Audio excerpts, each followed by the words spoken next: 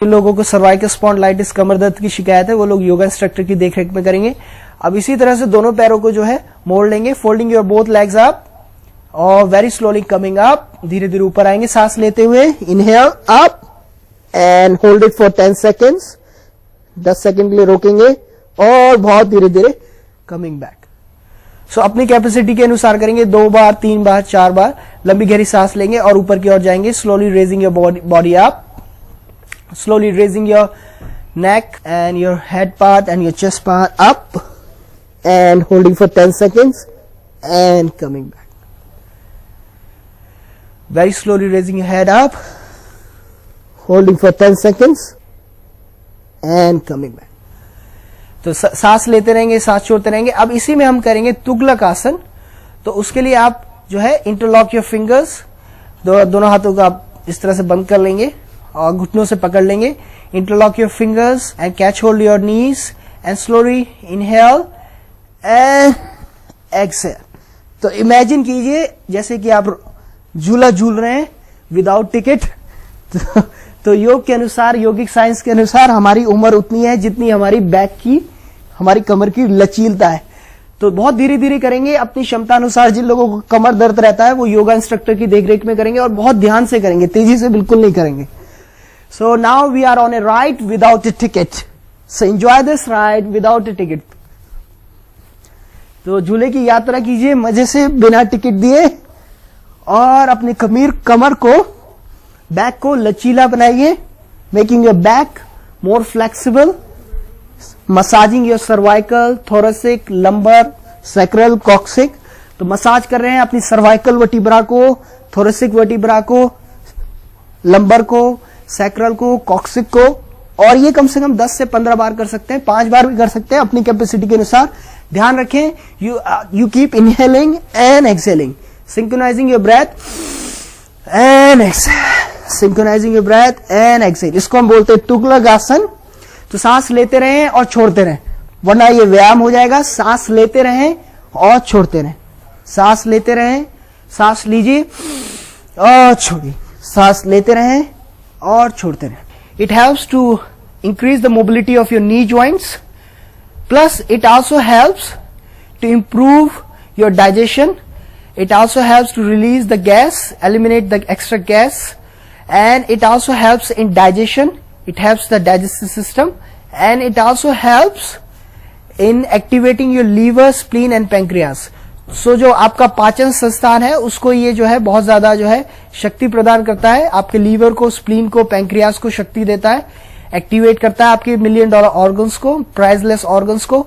साथ ही साथ जो है आपकी नी ज्वाइंट को और जो है आपके इसको नी ज्वाइंट को जो है इसकी मोबिलिटी को बढ़ाता है। तो इसी तरह से ये जो हमने पवन मुक्त आसन किया ये डाइजेस्टिव सिस्टम के लिए और साथ ही साथ आपके पाचन संस्थान के लिए बहुत ही ज्यादा जो है फायदेमंद है। अब इसी तरह से अब हम करेंगे प्राणायाम। प्राणायाम में जो है हम अपने मन को जो है तरोताजा रखने के लिए, क्या होता है कई बार बहुत ज्यादा स्ट्रेस एंड स्ट्रेन होता है, तो हमारा जो शरीर है ये जो है प्राण वायु से चल रहा है। तो इसके 5 मेन हमारे इसके टाइप्स हैं। एक है प्राण, एक है उदान, एक है समान और एक है व्यान और एक है अपान। तो सबसे पहले हम प्राणा ब्रीदिंग करेंगे जो कि प्राण शक्ति को बढ़ाता है, which helps in increasing our vital capacity of the body. तो placing your palms on your knees और यू कम इन प्राण मुद्रा, which we told before as well, touching your ring finger and the little finger, which helps to increase the prana in your body. तो आप अपने शरीर को जो है प्राण शक्ति से जो है भर रहे हैं, जिसको बोलते हैं वाइटल फोर्स, जिसकी वजह से जो है आप बिल्कुल तरोताजा और जवान रहते हैं। तो इसी तरह से लंबी गहरी सांस लेंगे, इनहेल और एक्सहेल।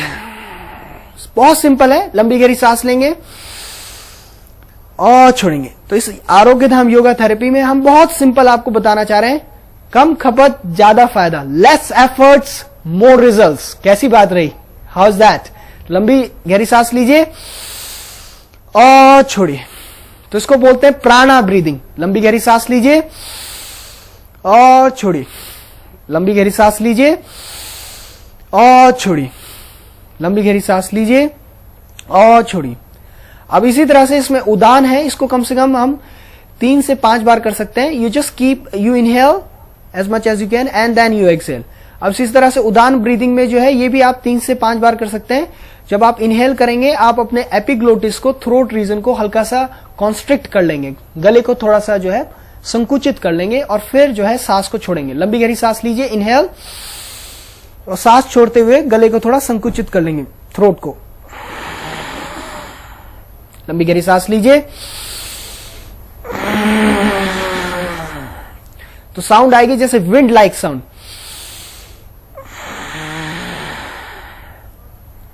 तो इसको करने से जो आपका थायराइड ग्लैंड है, जो इतने सारे फंक्शंस करता है, थायरॉक्सिन को सिक्रीट करता है, वो जो है स्वस्थ रहता है। टॉन्सिल्स आपके स्वस्थ रहते हैं, आपकी वोकल कॉर्ड स्वस्थ रहती हैं।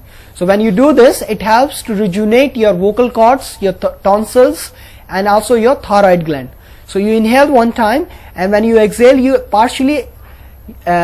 partially close your epiglottis. You inhale. So this is called Udan breathing. In the same way, now we will do Vyan breathing, which helps to keep our heart healthy. So you inhale and you exhale. You inhale. लंबी गहरी सांस लेंगे और छोड़ते हुए नीचे आएंगे। तो इसका इफेक्ट जो है आपके हार्ट पे पड़ता है, आपके हार्ट को ये हेल्दी रखता है। व्यान ब्रीदिंग, तो इसका इफेक्ट जो है आपके हार्ट पे पड़ रहा है। सो जिन लोगों की आर्टरीज ब्लॉक हैं उनके लिए बहुत ही ज्यादा फायदेमंद है प्रिवेंशन में। इसको बोलते हैं व्यान ब्रीदिंग। लंबी गहरी सांस लीजिए और छोड़िए।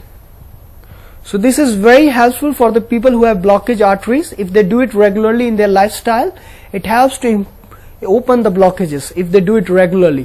Inhale and exhale at the same time. So इसको 3 से 5 बार करेंगे, doing it 3 to 5 times.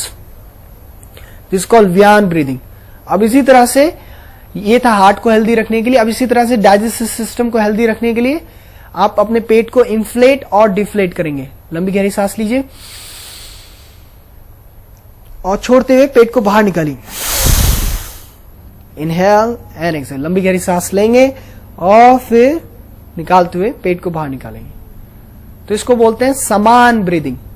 समान वायु जो है इस डाइजेशन के प्रोसेस को जो है कंट्रोल करती है। 3 से 5 बार करेंगे। You do it 3 to 5 times. You inhale, लंबी गहरी सांस ली और छोड़ते हुए पेट को बाहर निकाला। Then you bring your stomach out.